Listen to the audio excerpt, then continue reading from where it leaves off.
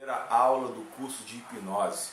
Para quem não me conhece, meu nome é Hércules Ribeiro, hipnoterapeuta, professor de hipnose, e quero te desejar um bom estudo, um bom conhecimento e principalmente um bom autoconhecimento, porque é isso que a hipnose promove a gente. A hipnose ela nos permite nos conhecer. A hipnose nos permite conhecer as nossas qualidades, potencializá-las, mas também conhecer as nossas mazelas e alterá-las, ressignificá-las. Mas como esse é um curso, eu quero te apresentar todo o conteúdo que será oferecido durante todas essas videoaulas que eu estarei lançando 2 aulas por semana. Nessa primeira aula nós iremos falar a respeito da história da hipnose. Porque é necessário que a gente conheça a história da hipnose para ter uma certeza daquilo que a gente está fazendo, ter uma certeza daquilo que a gente está utilizando, ter uma certeza de como começou, de quando começou e de porquê a hipnose é o que ela é hoje. Quanto mais informação você tiver a respeito de um assunto, mais certeza você vai ter e mais autoridade você vai sentir. Até mesmo porque existirão pessoas que, antes de se proporem a passar pela experiência da hipnose, elas irão questionar você. Elas irão te perguntar como surgiu a hipnose, o que é hipnose. Tanto que isso faz parte da primeira técnica para levar a pessoa ao estado de hipnose, que é o pré-talk. Se você não conhece o assunto, você se vê limitado na hora de fazer um bom pré-talk. Então é por isso que é necessário que você conheça a fundo a respeito da hipnose, a fundo a respeito da história da hipnose. Mas nós não iremos ficar só na história. A história é essa aula. Depois nós iremos falar a respeito da hipnose clássica, que é aquela que se utiliza com mais frequência, que é a hipnose onde você leva a pessoa a um estado profundo.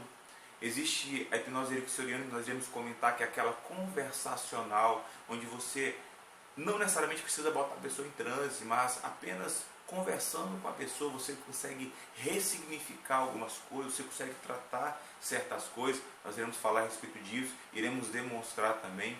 Existe as induções que nós iremos falar, indução de choque, aquelas que chamam a atenção pela rapidez que leva o cliente ao estado de transe. Iremos falar aqui do protocolo hipnótico, das sugestões e a respeito também da auto-hipnose. Porque seria até uma covardia você hipnotizar as pessoas, você promover nas pessoas uma melhora, um autoconhecimento e você não conseguir fazer consigo mesmo. Por isso que ao fim do curso eu estarei falando a respeito da auto-hipnose, estarei ensinando algumas técnicas para você mesmo se colocar nesse estado de hipnose, ressignificar, tirar dor, tratar alguns problemas e ter uma vida melhor. Vamos aí nisso? História da hipnose. Nós sabemos que o corpo ele responde aquilo que a mente acredita, não é verdade? Então a maioria dos homens que marcaram a história, homens que trouxeram essa ferramenta como uma ciência para nós, foram homens que estudavam o corpo humano. Eram homens que se dedicaram muito tempo à medicina, eram médicos, eram cirurgiões, eram homens que analisavam o corpo e perceberam que o corpo ele respondia aquilo que a mente acredita. Que o corpo ele apenas era um reflexo daquilo que acontecia na mente do indivíduo. E esses homens começaram a se questionar. E começaram a investigar. E começaram a perceber que a hipnose era muito mais funcionária, muito mais responsável pela vida do indivíduo do que situações externas, do que mazelas externas.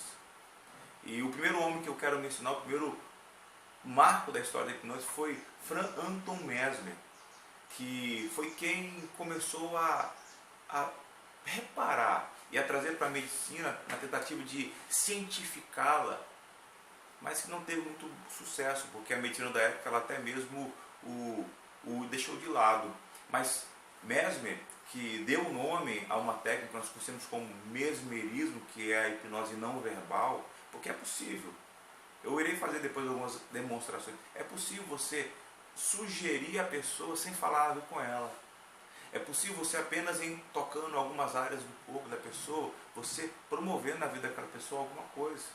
Eu tenho um conceito a respeito disso, porque tudo gira em torno da expectativa. Mas, enfim, isso acontece. E mesmo ele começou a perceber que existia energia em tudo. E é verdade, nós produzimos energia. Se friccionarmos as mãos, nós produzimos energia. Nosso corpo, simplesmente pelo fato de sangue circular, produz energia.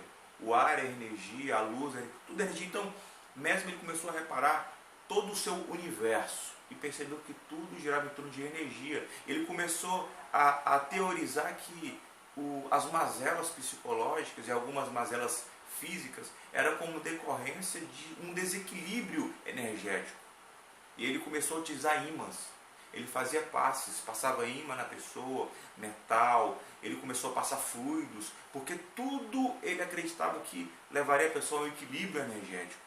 Até que por fim ele percebeu que não era o material que ele estava utilizando, mas era simplesmente passar. E é por isso que o mesmerismo é também conhecido como magnetismo animal, ou seja, o magnetismo que o homem animal possui com o cliente, que também é um animal que está em desequilíbrio energético, você consegue promover um equilíbrio ali. Eu não posso falar a fundo a respeito disso porque eu ainda não tive a oportunidade de estudar isso a fundo. Porque são poucos no mundo que são peritos nisso, que dão curso sobre isso. E eu ainda não tive a oportunidade, mas eu conheço algumas coisas do mesmerismo e já utilizei e funciona muito bem. É impressionante. Então o mesmer ele contribuiu muito para que a hipnose ela viesse ter esse teor científico, ainda sendo rechaçado pela medicina, mas ele contribuiu tremendamente. E após ele veio James Dyer. James Dyer também foi um homem da ciência que, conhecendo a história de Mesmer, ele começou a desenvolver também umas técnicas um pouco embasadas no mesmerismo, mas que futuramente ela foi percebida não como essa necessidade de fazer passes, mas de gerar expectativa no indivíduo.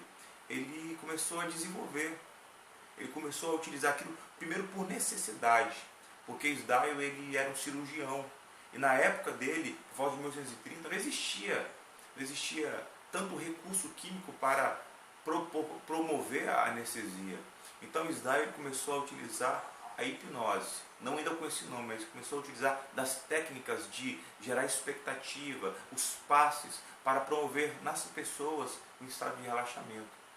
E foi na Índia que James Dyer ele desenvolveu ainda mais, ficou popularmente conhecido, porque ele fazia com que a pessoa ficasse durante quase 3 horas, ele fazendo passes, fazendo movimentos, e a pessoa entrava em um estado onde ele conseguia amputar, arrancar braço, arrancar perna, arrancar dente, fazer o que fosse necessário, sem que a pessoa tivesse nenhuma reação de dor.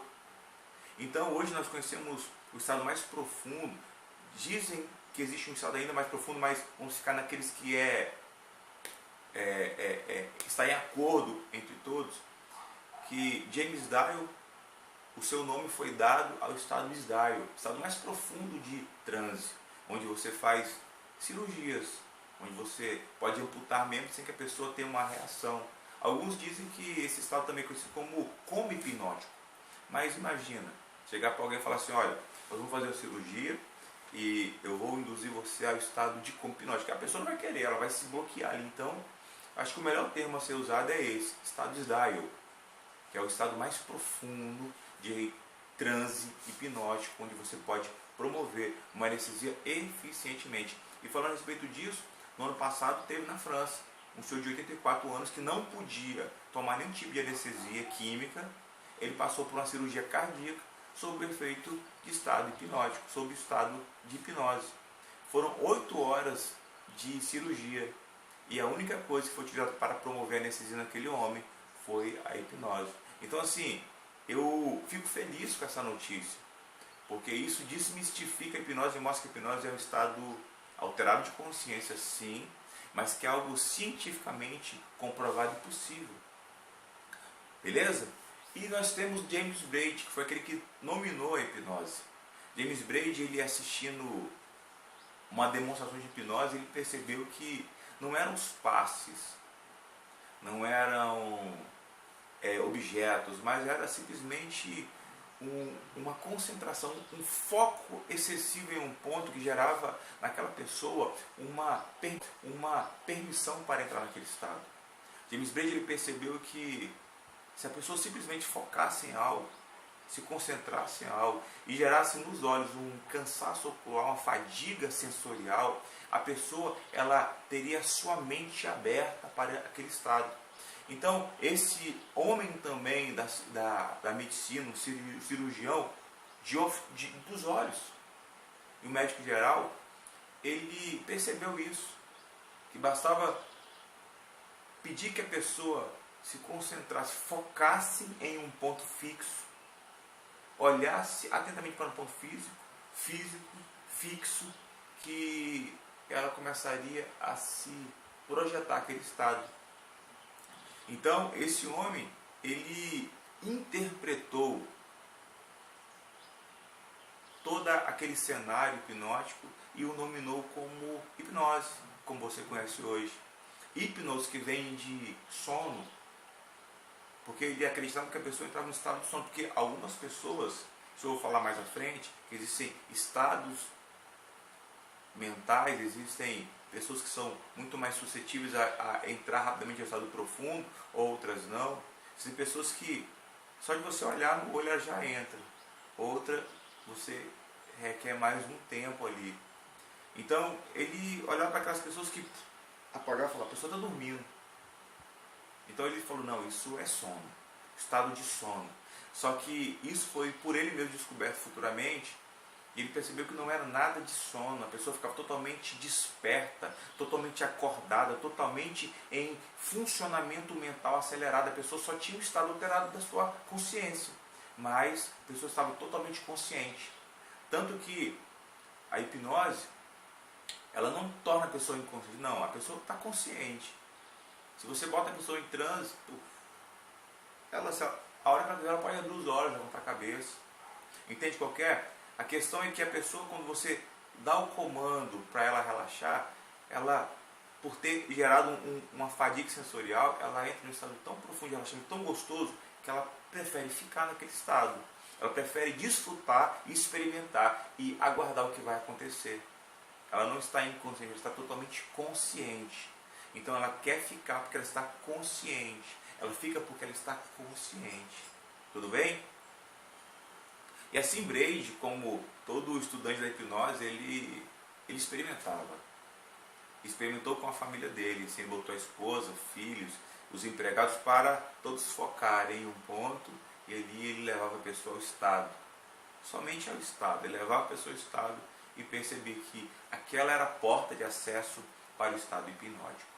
Um outro homem da ciência foi Pavlov, um fisiologista.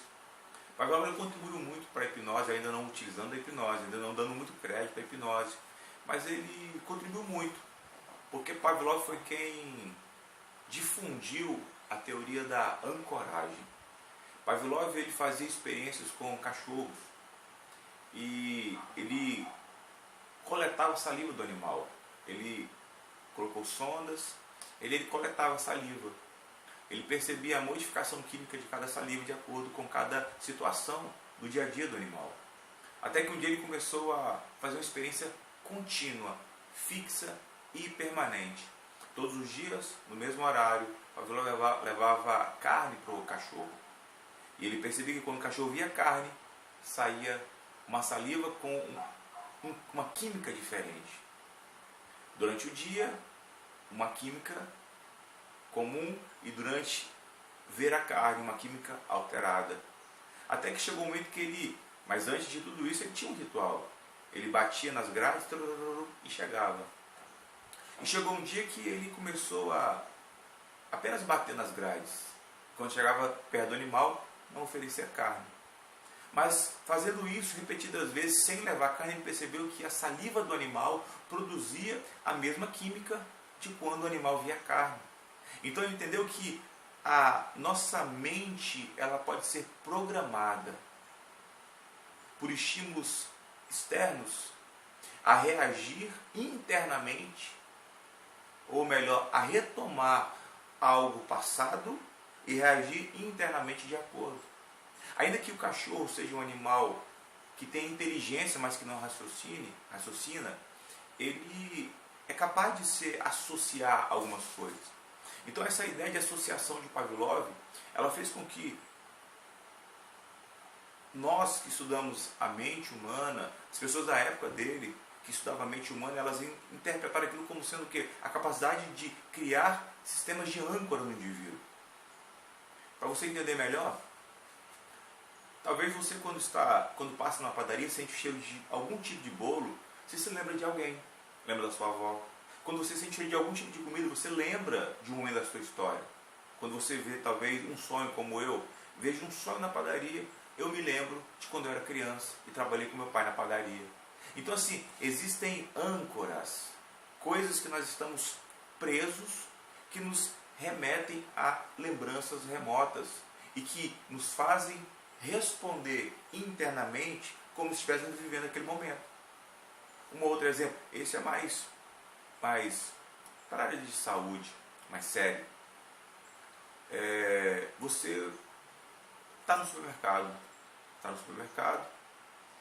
e você começa a ouvir uma música no supermercado. O supermercado costuma tocar música. E essa música, você começou a sentir mal. Nossa, uma dor no estômago. Começou, mas você não identificou logo de imediato que era música. Mas você começou a sentir uma dor no estômago. Aí você caramba, essa música, e se lembra de um dia em que você estava em um restaurante, comendo uma bela comida, com essa música tocando ao fundo, até que de repente você começou a ter uma sensação de vômito. E percebeu que tinha comido um camarão e você é alérgico a camarão. Tinha um camarão perdido no meio da sua refeição e você começa a ter uma crise, um ataque por conta da alergia. E de tudo que estava à sua volta, a música ela ancorou você àquele estado. Então, você não comeu camarão no supermercado, você não estava nem comendo. Mas o simples fato de ouvir aquela música te levou a lembrança daquele momento, ainda que não fosse consciente, mas subconsciente, te levou àquele estado. Você se lembrou e seu corpo respondeu como da mesma forma. É aí que está a resposta para a depressão, ansiedade, fibromialgia, algumas outras dores crônicas. Alguns outros problemas emocionais, eles estão totalmente voltados a essa perspectiva, ancoragem. Você está ancorado em alguma coisa. Existe um livro, que eu li, um bom livro, Os Homens São de Marte, as Mulheres São de Vênus, que o escritor ele fala bem assim, que de 100% daquilo que sentimos no presente, 90% está relacionado ao passado. Ou seja, você não está aborrecido, você não está depressivo, você não está ansioso, você não está triste, você não está obeso, você não está, enfim, por conta daquilo que está acontecendo hoje. Você está por conta daquilo que aconteceu no passado. E a hipnose ela trabalha dessa forma. Nós resolvemos problemas presentes, ressignificando situações passadas. E Pavlov foi esse homem que deu esse estalo com relação à ancoragem. E o pai da psicanálise, todos conhecem, Sigmund Freud. Alguns dizem que Sigmund Freud ele era contra a hipnose. Não, Sigmund Freud foi hipnólogo. Sigmund Freud se utilizou da hipnose. Só que ele não teve sucesso. Por 10 anos ele utilizou essa ferramenta. Até que ele começou a ir um pouco mais para o lado da análise. Analisar o indivíduo, analisar suas neuroses, as suas psicoses. Mas Sigmund Freud ele é uma pessoa que nós podemos utilizar muito bem para descrever aquilo que não deve ser feito. Ou melhor, aquilo que precisa ser feito. Porque Sigmund Freud ele não teve um grande sucesso na hipnose, ainda que a psicanálise tenha muita coisa relacionada com a hipnose, por conta da voz, por conta do hálito, por conta de costumes. Então, mais à frente eu irei falar com vocês que existe uma voz hipnótica, existe a necessidade de você ter algo agradável, oferecer o hálito. Então, assim, tudo isso interfere, isso influencia no ato da hipnose. Tudo bem? Mas Sigmund Freud, esse neurologista, ele foi hipnólogo e ele aprendeu e ele contribuiu também grandemente para o que nós conhecemos como hipnose hoje. E por fim nós chegamos a Dave Elman, que é, como nós conhecemos, o pai da hipnose clássica. Dave Elman, ele foi um locutor, ele foi aquele que preencheu o espaço que existia no hipnotismo, porque até então a hipnose ficava restrita a algumas pessoas, algumas da medicina, alguns da ciência, e ela não era muito bem difundida, ficava naquele meio ali um pouco preconceituoso, como hoje também existe um preconceito muito grande. E hipnose de palco, hipnose de entretenimento, a hipnose que você faz para entreter, faz para brincar, que ela tirar a voz de uma pessoa, fazer a pessoa ter alucinação, se colar, enfim, uma hipnose de brincadeira de palco. Mas foi ali, assistindo uma apresentação, que Dave Elman ele começou a perceber que aquilo era muito mais do que apenas uma brincadeira, que aquilo era muito mais do que apenas uma forma de você trazer uma alegria momentânea para as pessoas. Então Dave Elman ele começou a se dedicar mais a fundo àquilo ali, começou a perceber e por fim criar aquilo que nós conhecemos como hipnose clássica. Eu vou deixar um roteiro de Dave Elman que eu utilizo muito, não o roteiro da forma que está escrito ali, mas a gente vai adaptando, porque a hipnose é assim, a hipnose ela é moldável. Você vai utilizando de acordo com aquilo que você se sente melhor. Mas a indução de Elman, uma indução um pouco mais longa, mas uma indução que leva a pessoa em estado profundo, se você simplesmente pegar uma folha com todo o roteiro escrito e ler para alguém, a pessoa entra em estado profundo de relaxamento, de transe.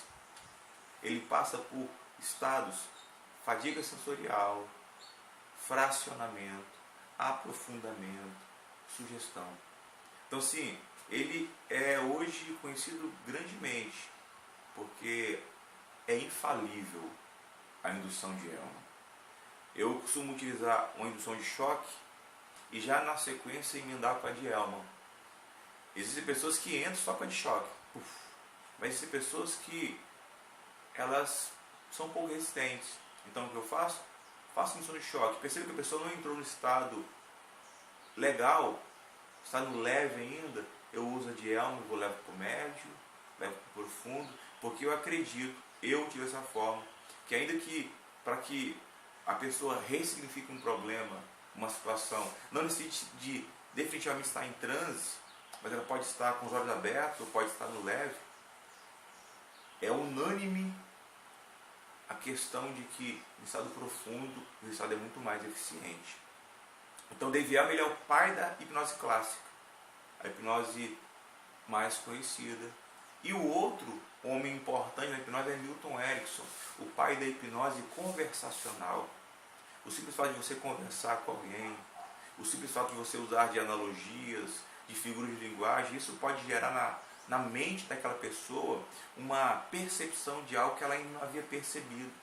Então Milton Erickson, ele traz esse conceito, uma hipnose conversacional, uma hipnose sem transe, ainda que leve a pessoa a um transe leve, mas que é possível você ressignificar situações apenas conversando. É claro que requer mais tempo, requer uma sensibilidade muito maior, mas mixa com a de Elman, você cria um protocolo muito eficiente. Eu utilizo de tudo. A clássica, ericksoniana, utilizo algumas vezes do magnetismo para gerar uma expectativa na pessoa. Então assim, hoje nós temos a vantagem de pegar tudo aquilo que foi descoberto por essas pessoas e utilizar de uma forma muito mais direta. E Milton Erickson tem uma história muito interessante, porque ele teve poliomielite e morava numa fazenda, e se eu não me engano com 17 anos Milton Erickson, ele, por conta da poliomielite, ele desenvolveu uma paralisia. Ele ficou alguns anos sem conseguir andar.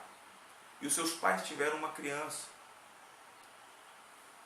E Milton começou a observar aquele bebezinho, e ele, vendo o esforço que aquela criança fazia para engatinhar, para se arrastar, para se movimentar, ele começou sobre a cama dele a mentalmente também